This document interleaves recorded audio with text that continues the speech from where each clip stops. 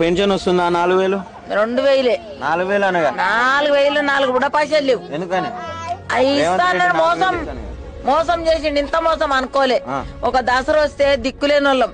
ఒక ముసలమ్మ కట్టుకున్నది మొన్న దాసుకొని ఆ చీర మొన్న ఆయన ఇచ్చింది. ఇగో ఈసారి అయితే చీర అనేవు, పైసలు అనేవు. పైసలు వచ్చిందాక పైసలు అడగకుండా బంగారు 2000 మాకు గాని మళ్ళీ 3000 4000 అన్నాడు రూపాయి. మాకు అన్యాయం చాలా చేసిండు సారు. ముసలోళ్ళు మస్తు పొద్దుగా లేచి మన వస్తారు. పనులు లేవు మా తాన. అప్పుడు కూరలు ఎత్తురు, భూములు అమ్ముకున్నాం, లేవు పనులు లేక వయసు పిల్లలకు కూడా 1500 ఇస్తా, 2000 ఇస్తా. మోసపోయినాం గాని ఇంత మోసం చేస్తాను అనుకోలేదు సారు.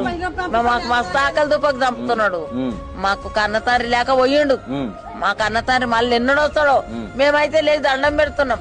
మాకు చాలా పుణ్యాత్తుడు కేసీఆర్. ఏ దేతోనే మళ్ళీ వస్తాడో తిరిగి మాకు మళ్ళా ఉంటే మాకు కడుపు నింతది. మాకు లేకపోతే చాలా బాధ ఉన్నది.